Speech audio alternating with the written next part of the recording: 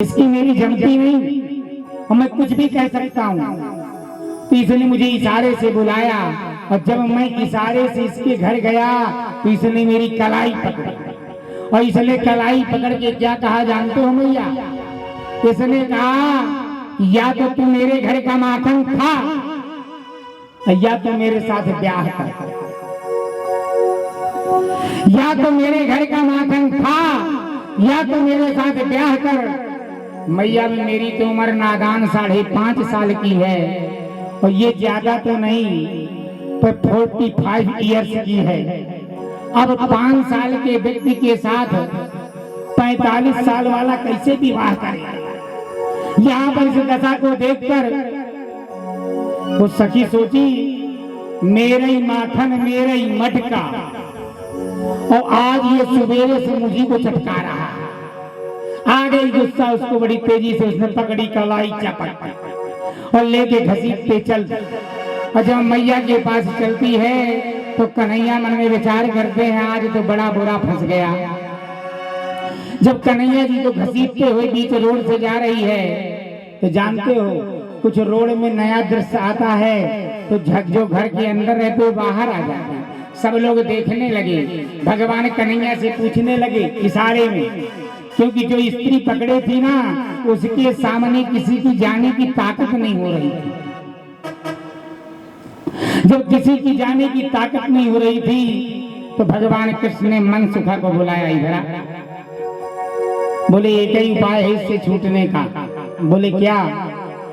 बोले इसका कल देवर मुझसे कह रहा था, इसका देवर कल मुझसे कह रहा था कि कन्हैया तुम्हें तो हजारों सखियां प्रेम करती हैं, एक आधे से हमारा भी ब्याह रचा दो, तो जरा उसको बुला के लाओ, अभी मैं जुगाड़ बनाता हूँ छूटने का। भैया दौड़े दौड़े गए, जो सखी पकड़ के ले जा रही थी उसके देवर को पकड़ के लेकर के आए। भगवान कृष्ण ने कहा चुप ही रहना, दबे कदम से आ। इसका देवर पहुंचा, बोले कन्हैया क्या है? बोले तुझे एक बात बताऊं ना। बोले क्या? बोले कल तू कह रहा था ना कि मेरी शादी नहीं हो रही। बोले हाँ। बोले तुझे शादी करना है? बोले हाँ। तो बोले पक्का? बोले हाँ। तो बोले तू मेरे बगल में चल, मैं तेरा जुगाड़ लगाई देता हूँ। क्यों? क्योंकि ये मुझे घसीट करके शादी के पंडाल में लेकर मुझसे आज जबरदस्ती ब्याह कर रही है, इसलिए तू मेरे पीछे पीछे रहो बगल बगल। अब मैं जो जो इशारा करूं तो तू काम करना। बोले ठीक है।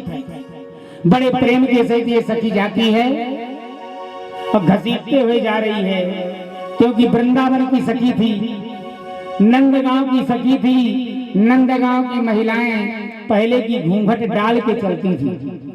जब घूंघट डाल के चलती थी तो वहां क्या कहना, भगवान कृष्ण उसके देवर को साथ में कर लिया और धीरे से निवेदन करते हैं, अरे ग्वालिन मत पकड़ो मेरी भैया, मेरे दुख गई नरम कलैया। मत पकड़ो मेरे भैया, मेरे दुख गई नरम कलैया। मत पकड़ो मेरे भैया, मेरे दुख गई नरम कलैया। तेरे माखन को मिठायो, अपने घर के धोखे आयो।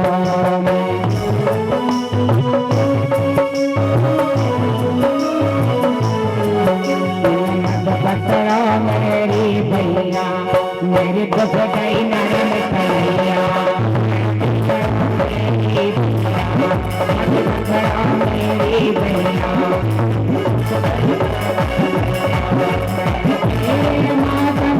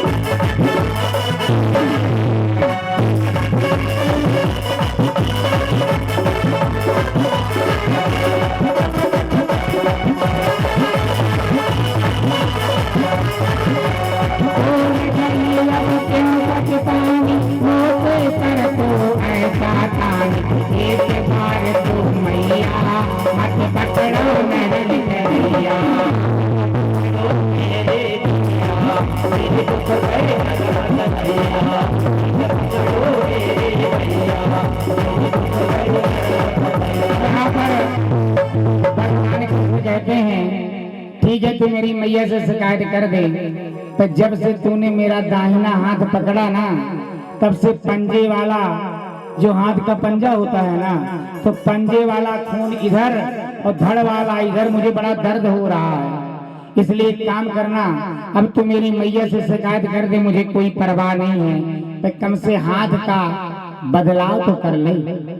अगर तू हाथ का बदलाव कर लेगी तो मैं अपने घर जरूर चला चलूंगा, क्योंकि मेरी कलाई में बड़ी तेजी की दर्द हो रही है। इस बात को सुनकर ग्वालिन बड़े प्रेम से अपने बाएं हाथ को पीछे बढ़ाती है, और जब पीछे हाथ को बढ़ाती है प्यारे, तो वहाँ क्या कहना, वहाँ जहाँ ग्वालिन अपना बायां हाथ पीछे बढ़ाया तो कन्हैया जी ने इशारा किया उसके देवर को, जल्दी से अपना वाला हाथ पकड़ा रे, नंबर आ गया तेरे ब्याह। जहाँ उस ग्वाले को कहा तेरे ब्याह का नंबर आया, तो भैया जो ब्याह की लालसा अंदर में लिए रहता है ना, उसके दिल से पूछो, अगर पड़ोसी के घर में लड़की वाले लड़का देखने आए और जिसका ब्याह न हो रहा हो, तो जिस लड़कों को देखने आए वो भले प्रेस वाली शर्ट पहन के आवे, तो जिसका नहीं जम रहा हो बिल्कुल नई क्रीज वाली पहन के 2-4 बार उसके घर के दरवाजे से निकले, ताकि लड़की वाले की एक बार नजर पड़ जाए, शायद इन्हीं से पूछ ले ये लड़का किसका है, कहा है। ऊपर वाले की कृपा के द्वारा कुछ नहीं होता। यहाँ जहाँ इस ग्वालिन ने अपने देवर का हाथ पकड़ा, और जहाँ अपने देवर का हाथ पकड़ा कन्हैया जी छूटे, तो मन में शांति हुई। कन्हैया जी ने अपने मित्रों से कहा अब ना कुछ गड़बड़ करो, अपने अपने घर जाओ। ये बिना मेरे घर जाए मानेगी नहीं। सो बोले क्या करें, बोले तुम अपने घर जाओ। और भगवान कृष्ण के घर में 2 दरवाजे थे, एक मेन गेट मेन रोड से था और एक पीछे से दरवाजा था। कन्हैया जी उससे पहले दौड़ के अपने घर पहुंचे और मैया रई लगाने में भिड़ी थी। सुबह का केस था, मैया रई लगा रही थी। कन्हैया जी दौड़ के गए, अपने पालने में सख्त से लेते और ऊपर से पूरा चद्दर तान लिया और खर्राटे ऐसे लेने लगे जैसे एक बाबा जी थे हमारे परिचय के, सर्रा के यहीं पास में है। अगर वो बाबा जी हमारी पड़ोस में किसी दिन सो गए ना, तो आज तो मैं मान लो सवेरा हो जाए पर नींद एक बार। यहाँ पर कन्हैया जी बड़ी तेजी से खर्राटे भरने लगे तेजी से, और जहाँ खर्राटे बहने लगे तो मैया मन में विचार करने लगी, आज लाला मेरा बहुत देर सोया, इसके खाने पीने का समय हो गया और इसके बाद भी ये जग नहीं रहा। पर कन्हैया जी और खींच रहे, जान रहे कि वो आ रही और रहना देने। जब ये दरवाजे में पहुंची तो दोस्तों क्या हुआ, बड़ी तेजी से चिल्लाई, क्योंकि इसको पक्का पता था कि मैं कृष्ण को पकड़े हुए घूंघट डाले थी। दरवाजे में चिल्लाई हो रही, जसोदा तो रोज रोज सखियों को चूतिया बनाती है, आज तेरे लाला को अपने घर में माखन दूध दही खाते में पकड़ के लाई हूँ। जसोदा मन में विचार किया, मैं इस लड़के को इतना समझाया कि तेरी ब्रजवान दुलारी राधा से शादी होने वाली है, वो भी नहीं मान रहा। अब सबसे बड़ा मैंने प्रलोभन दे दिया इस लड़के को कि तेरी ब्रजवान की दुलारी राधा रानी से शादी करा दूं, और इसके बाद भी ये चोरी करना नहीं छोड़ता, तो इसको कौन सा जंतर मंतर करूं। यहाँ पर लेके जब पहुंचे तो ये बड़ी तेजी से चिल्लाई, और जसोदा तेरे लाला को पकड़ करके माखन के सहित लाई हूँ। सो कन्हैया इधर से कहा, देख ले मैया, मैं तुझे कहता हूँ ना, ये पूरे गांव वाले मेरे पीछे पड़े हैं, मैं सुबह से कहीं गए नहीं अभी तक, और देख अब चादर खोल रहा हूँ और दरवाजे में चिल्लाने वाली मेरे नाम का रोना रो रही। मैया दौड़ के गई। अब जब मैया अपने लाला को प्रमाण में देख लिया कि मेरा लाला घर में है, तो मैया का भी पारा चढ़ा था, आज हो ही जाए 2-2 हाथ। जब मैया का भी पारा चढ़ा था, मैया ने रखा, क्यों रे सुदर्शनी क्या बात है। अरे बेल तू कहती थी ना कल कि मेरा लाला आजकल चोरी वोरी नहीं करता, उसकी सगाई हो गई है, मैं तेरे लाला को पकड़ के लाई हूँ। भगवान कृष्ण भी आंख मलमलाते पहुंच गए अपने मैया के पीछे। देख ले मैया, जो मैं कहता हूँ वो सत्य में किसी का माखन नहीं चुराता। इसने मेरे ऊपर क्लेम लगाया उस सखी ने अपना घूंघट पीछे गिराया और जब हाथ की ओर देखा तो उसके देवर का। उसने कहा धत तेरी, ये तो बड़ा गड़बड़ हो गया। सारे मोहल्ले की क्या क्या बोला होगा उसको, ये तो आप ही लोग जानो। यहाँ पर बड़े प्रेम के सहित मैया अपने लाला को मन में विचार किया। मेरे लाला ने थोड़ी से परिवर्तन आया, माखन की चोरी कन्हैया ने छोड़ दी।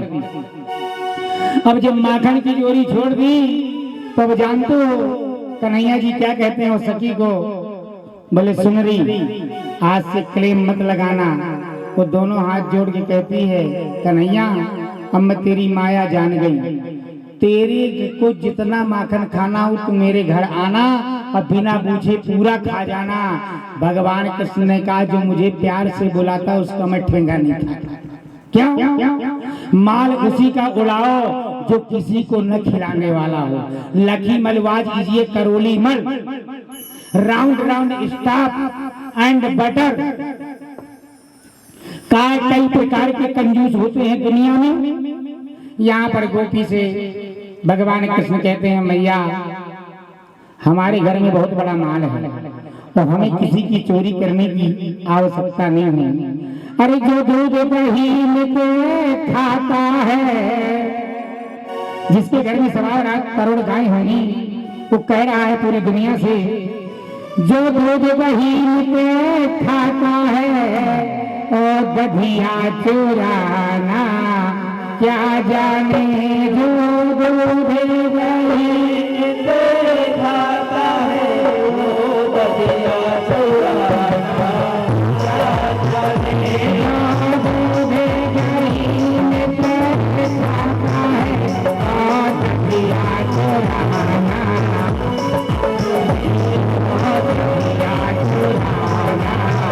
क्या जाने।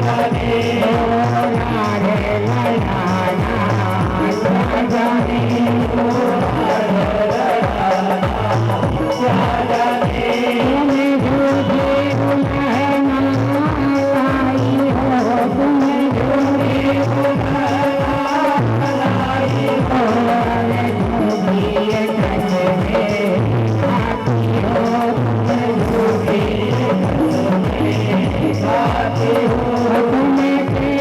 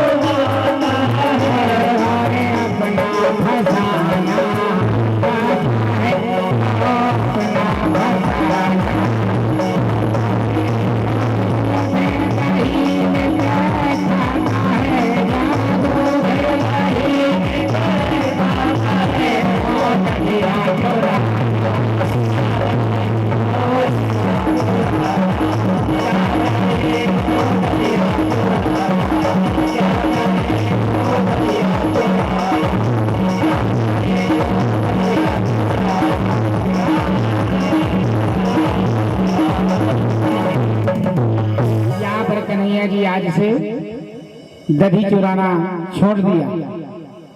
माँ अपने बेटे का प्रमाण पत्र प्रस्तुत कर दिया कि मेरा लाला सुबह से गाय चराने जाता है, रात में मेरे पास रहता है, और मैं प्रमाण के साथ कहती हूँ कि मेरे लाला को मैंने जिस दिन से कहा ना तेरा राधा संग ब्याह करा दूंगी, उस दिन से उसने चोरी वोरी करना बंद कर दिया। सो बोले कन्हैया मन में सोचे मैं क्या करूं। तो महीना आ गया कार्तिक का।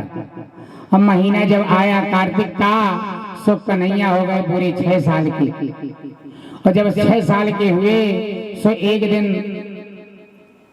नंद बाबा गाय को चराने के लिए जा रहे थे। कन्हैया जी ने भी जिद कर लिया, कन्हैया जी ने भी जिद कर लिया कि मैं भी तुम्हारे साथ आज गाय चराने चलूंगा। इस बात को सुनकर जब गाय चराने की बात सामने आई, तो नंद बाबा मन में विचार किया, भंडेर वन में इतने बड़े बड़े कांटे हैं, कहीं लाला के लग जाएंगे तो दिक्कत हो जाएगी। पर बाल हट था। नंद बाबा मन में विचार किया कि अगर इसको अभी से कह दूंगा मैं तुझे लेके नहीं चलूंगा, तो फिर ये जिद कर लेगा। क्योंकि नंद बाबा अपने लाला को कंधे में बिठा के पूरा गांव घुमाते थे। यहाँ पर नंद बाबा से कन्हैया जी कहते हैं मैं भी गाय चराने चलूंगा। नंद बाबा बड़े प्रेम से अपने कंधे में बैठा लिया और इसके बाद गायों को छोड़ने लगे। भगवान कृष्ण इतने हल्के हो गए कि नंद बाबा को समझ में नहीं आया कि मेरे ऊपर कृष्ण भी बैठा है। जब भंडेर वन में गए तो वहां कन्हैया जी को एक जगह ऐसी आई कि नंद बाबा को झुकना पड़ा। पेड़ के नीचे से करील का पेड़ था, कांटा भारी था। जहां कन्हैया जी को लिए हुए नंद बाबा जमीन की ओर घूमे, तो भगवान कृष्ण ने दोनों हाथ से बाबा की बाल पकड़ ली। अब गौर करिए, ट्राई कर लेना। 1 साल से नहीं बल्कि 3 साल से 4 साल का अगर बच्चा है उसको कंधे में बिठा लो, थोड़ी सी गिड़बिड़ाओ तो सट से अपने बाल पकड़ देता तेजी से। वो भी जानता कि मैं कहीं गिरना जाऊं। जहां बाल को पकड़ा तो नंद बाबा के मन में विचार आया तो बड़ा गड़बड़ हो गया। मैं जसोदा से भी नहीं बताया, जसोदा अपने लाला को ढूंढ ढूंढ के परेशान हो जाएगी। वहां पर योग ऐसा बना कि भगवान कृष्ण का पहला विवाह होता है। इधर से ब्रजभान की दुलारी, चूंकि मैया ने परमिशन दे दिया था, मैया ने परमिशन दे दिया था कि मैं तुम्हारा राधा जी से शादी करा दूंगी। तो यहाँ पर राधा जी बनदेवी के रूप में प्रकट होती हैं गर्ग संहिता के माध्यम से। और जब गर्ग संहिता के माध्यम से माता प्रसन्न हुई तो वहां से घुंघरू की चाल में बड़ी तेजी से राधा जी आ रही थी बनदेवी के रूप में। नंद बाबा ने कहा, ओ छोरी कहाँ जा रही हो? बोले नंद गांव। बोले एक काम करोगी क्या? बोले बोलो। बोले मेरे लाला को ले जाना और जसोदा को दे देना। वो तो बनदेवी वही सोचती थी।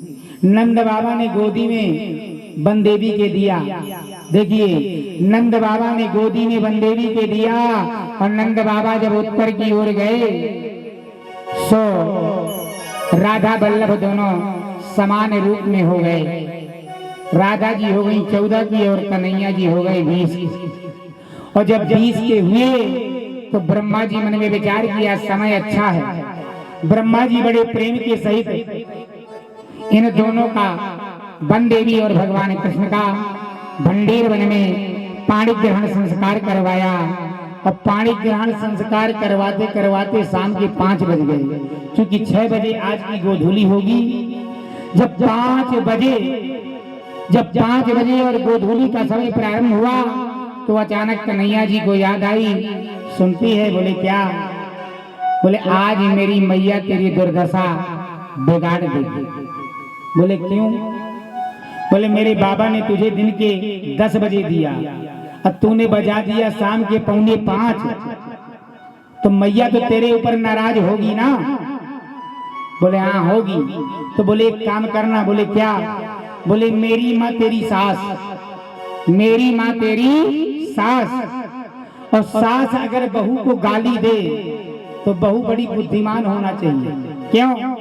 क्योंकि सास को बहू को गाली देने का अधिकार है। कितने लोगों को मालूम है? जरा हाथ उठाओ। कितने लोगों को मालूम है? जरा हाथ उठाओ। तुम्हें कैसे मालूम? तुम बहू थोड़ो, तुम तो पुरुष न हो। ये जबरदस्ती हाथ उठा रहे। हम माताओं से कह रहे हैं कि हाथ उठाओ जरा, कौन जानते हो क्यों? क्योंकि पहले बहू 9 से 14 साल में आती थी और सास 24 से 34 साल की रहती थी, तो वे बहू को हर प्रकार से डील करती थी। तो बहू अपने सास को माँ से ज्यादा प्रेम करती थी। आजकल तो आप जानते हैं BA, MA, PhD, DLED, MPhil के बाद आती हैं। तो यहाँ सास अगर अपना रुआब जमाए कि मैं श्वास नहीं लेने दूंगी, तो फिर आप जानते हो क्या होता है। भगवान कृष्ण अपनी पत्नी को समझाया, मेरी मैया तुझे कुछ भी बोले तो मेरी मैया को कुछ मत बोलना, क्योंकि मैं अपनी माँ का लाडला बेटा हूँ। जब हर बेटा अपनी माँ का, हर बेटा अपनी पत्नी को ब्याह के तुरंत बाद एक ही बात कहे, सुन, सूर्य पश्चिम से उदय हो सकता है पर मैं अपने माँ बाप से अलग नहीं हो सकता, और अगर तूने मेरी माए और बाप को कुछ बोला तो समझना खटा खट। तो बहू डरेगी। यहाँ तो आजकल के लड़के जानते हो क्या बताते, आजकल के लड़के जब पहली बार बहुरिया आती तो लड़कवा 3 दिन बाद कहता, और तो गांव में सब माहौल ठीक है, मेरे पिताजी तो बहुत ही सीधे हैं, पर तू एक काम करना। बोले क्या? बोली मेरी माता से बच के रहना। जा कह दिया मेरी मैया से बच के रहना, तो फिर आप समझ जाओ रामायण चालू। अब वही रामायण धीरे धीरे धीरे महाभारत में परिणित हो जाएगी। और फिर जानते हो क्या होगा? फिर तो आप लोग सब जानते ही हैं। यहाँ पर बड़ा सुंदर छटा था। जब ये लेकर के पहुंची और राधा जी को प्रणाम किया वन देवी जी ने, और कहा ये लाला को नंद बाबा ने हमको दिया था। जसोदा जी ने वन देवी को देखा तो बहुत भला बुरा कहा, तो कन्हैया जी ने कह दिया था, अगर अपने को बचना है तो मुस्कुराते रहो, अपने को अगर कोई गाली देना तो मुस्कुराते रहो, और जब तुम 2-3 बार मुस्कुरा दोगे तो गाली वाला ऑटोमेटिक पानी पानी हो जाएगा। पर भैया हम महात्मा गांधी के जमाने के नहीं है, हमें तो कोई उंगली दिखाए तो हम कनपटी से क्या, क्योंकि समय बदल गया है। यहाँ पर समय की गति बड़ी सुंदर थी और राधा जी बड़े प्रेम से चल देती हैं, और जब राधा जी बड़े प्रेम से चलती हैं तो निमंत्रण कृष्ण जी को देकर जाती हैं। क्या कहती हैं? तो हमारे घर तरफ आना। भगवान कृष्ण ने कहा मौका मिलेगा तो जरूर आऊंगा। यहाँ पर कार्तिक का महीना था और साल कार्तिक का था और वर्ष 6.5 महीने का था। और जब वर्ष 6.5 महीने का था तो यहाँ सारी गोपिकाएं कार्तिक में जमुना जी में स्नान करने के लिए भोर काल में जाती थी। आप अगर भोर काल में किसी भी जल में स्नान करेंगे तो आपको ठंड नहीं सताएगी। इस कार्तिक के महीने को लोग बाग प्रायः दामोदर मास कहते हैं, और जो कुंवारी कन्या 9 साल से और 18 साल तक कार्तिक मास में सीता शीत निसंग चामर जल बिना गर्म किया पानी नहाएगी और भगवान कृष्ण से निवेदन करेगी कि मुझे सुंदर सा पति चाहिए, उसे कन्हैया जी ऐसा पति देंगे कि उसे जीवन में कभी दिक्कत नहीं होगी। ये जो 16,000 की लमसम सखियां थी, ये सब जमुना में स्नान करने जाती हैं दामोदर दास में। इनमें सबसे बड़ी जो सखी थी वो पद्म पुराण के पाताल खंड से जानी जाती है और उसका नाम था उग्रताप रूपी सखी। जब उग्रताप रूपी सखी जाती है तो सबसे कहती है चलो अपन कार्तिक का स्नान करें। भैया जो कार्तिक के स्नान में सवेरे के लिए जमुना जी को जाती हैं तो 10वीं तिथि थी। भगवान कृष्ण शाम के एक सखी से पूछा, ओरी आजकल तुम सवेरे सवेरे अपने घर में नहीं दिखती, कहाँ जाती हो? तो विजया रूपी सखी ने कहा, ओरे कारे हम दुनिया में कहीं जावे तुझे का लेना देना। उन्होंने कहा नहीं बता दो कहाँ जाती हो। बोले हम नहीं बताएंगे। भगवान कृष्ण की भी एक सखी बड़ी प्रिय थी जिसका नाम था उग्रताप, और उसकी पूरी उम्र हो गई थी 95 साल। और 95 साल के कार्यक्रम में वो कभी झूठ नहीं बोलती थी। कन्हैया जी गए और बताए, सुनती हो? बोले क्या?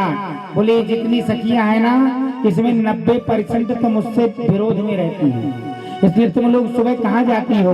बोले हम जमुना में स्नान करती हैं, मिट्टी का पिंड बनाती हैं, जमुना के जल से स्नान करती हैं और चाल फूल चावल चढ़ाती हैं और एक ही मंत्र जपती हैं सवेरे बाहर, देवी सुत गोविंदम वासुदेव जगतपते